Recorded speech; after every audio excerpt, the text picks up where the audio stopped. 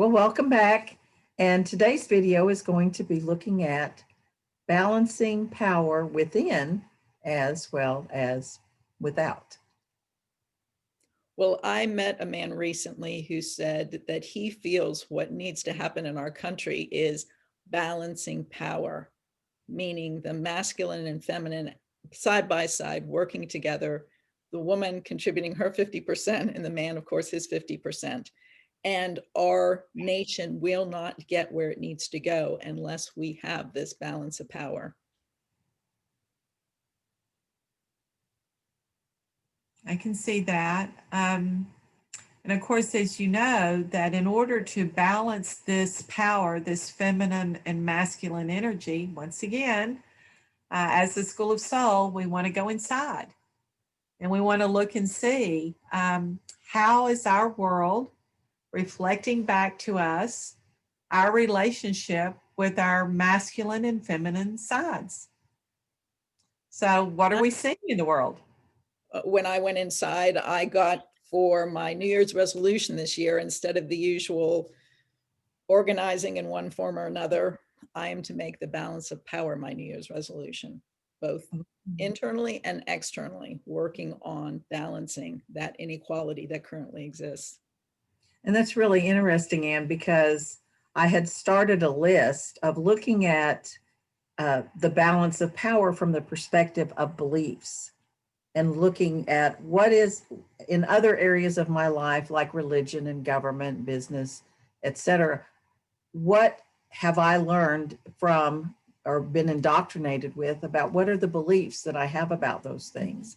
And how does that affect that balance of power within myself, to really come to a new understanding of that? So actually balancing the masculine and feminine or really integrating the masculine and feminine within me has been something I've been working on for a while. And I'm really taking it in the new year to a whole new level of inquiry and inventory about what is it that I believe about these different things and how are those beliefs manifesting in my life within and without. Mm-hmm. Well, I'm thinking about, you mentioned beliefs. I was once with a boy who was profoundly mentally retarded, and wanting to connect with him, I just put my hand on his head, and instantly I felt like he received me wholly.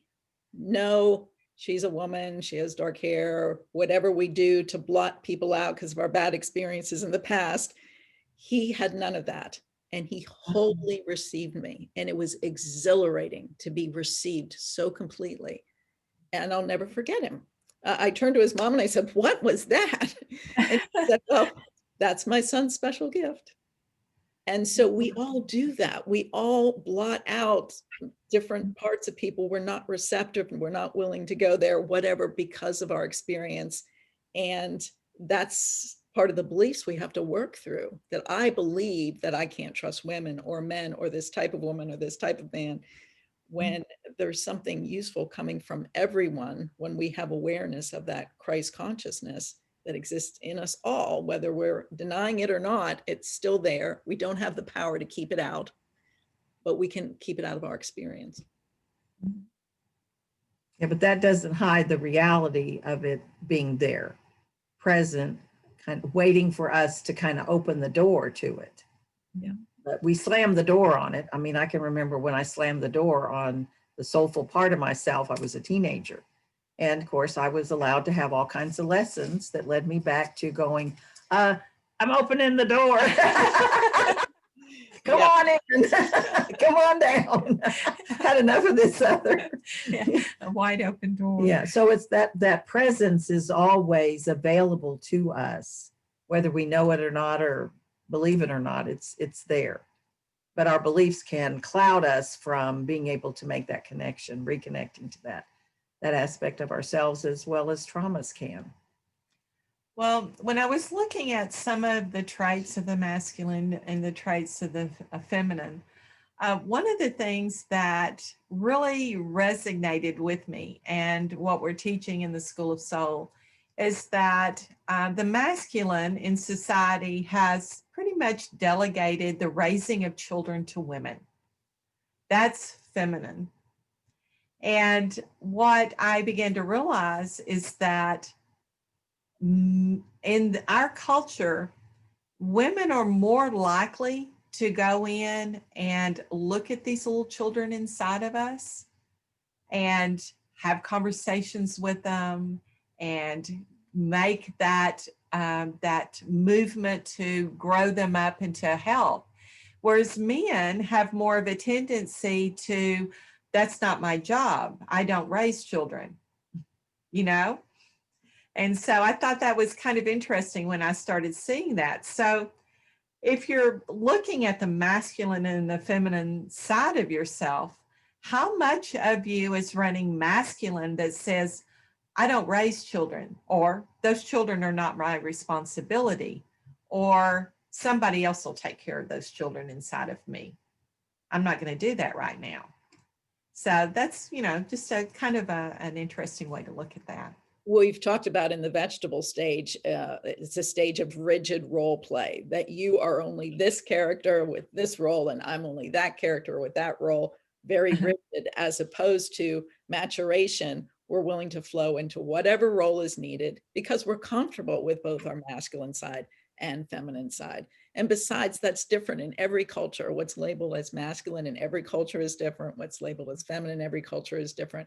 And the only thing consistent, because I've researched this world over, is the fact that whatever the male is, the female's different.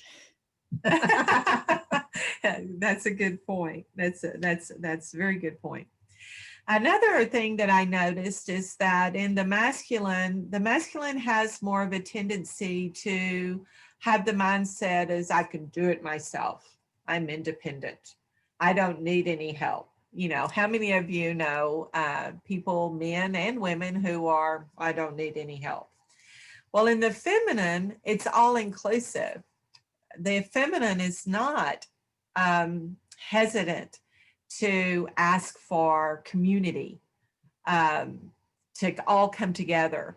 So I thought that was kind of interesting concept there, the difference between masculine and feminine.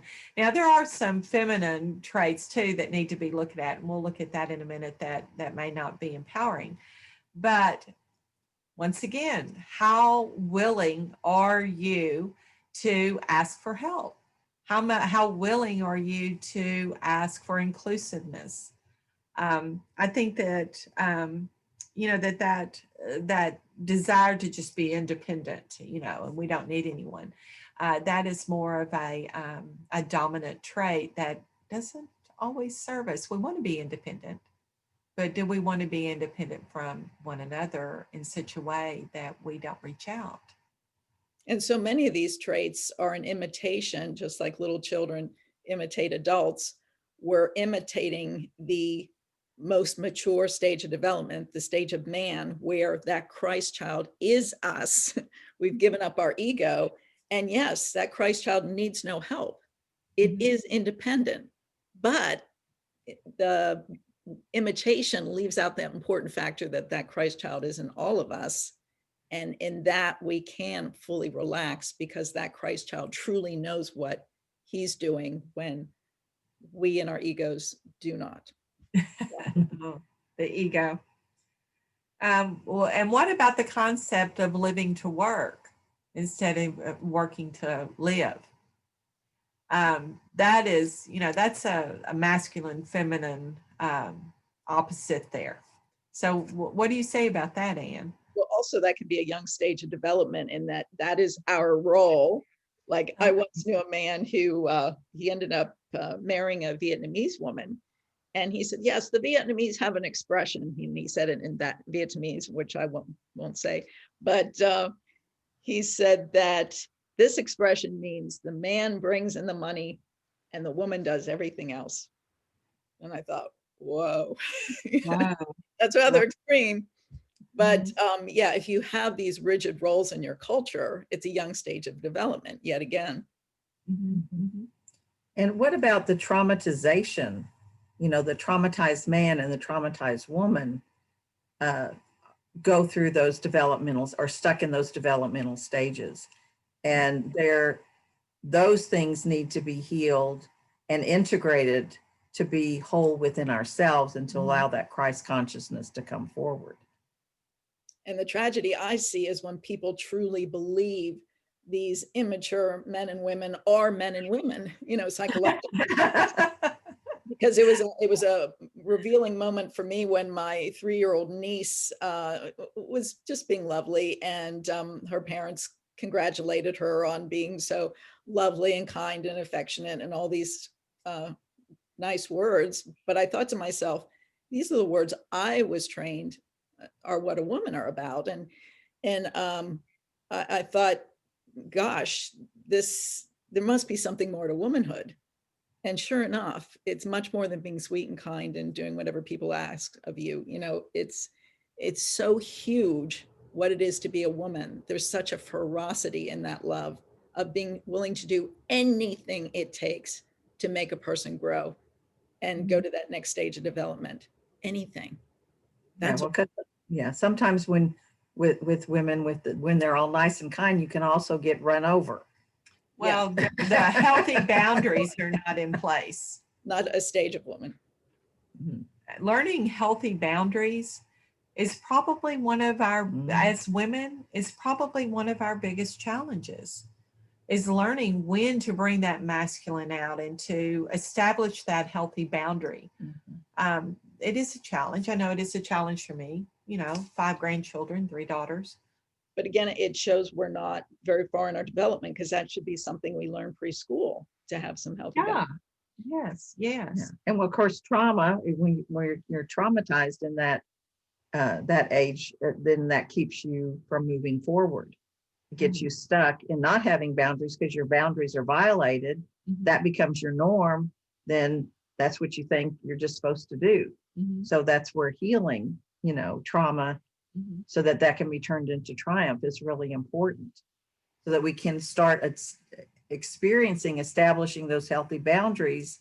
Because when I work with a lot of women, that is one of the things that they struggle with, and I've struggled with it myself, is, where do I need to come on strong? I mean, it's kind of like you either go too weak or too strong, the polarity swing, I guess you could say, is finding that healthy integration of being able to set and keep healthy boundaries and not allow myself to be run over. But that is, again, that's the masculine side of me protecting the feminine side of me.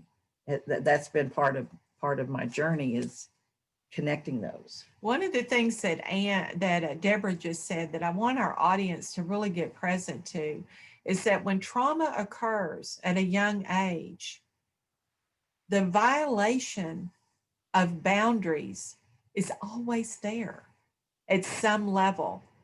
And in order for that child to survive that, there's an acceptance of that as being normal.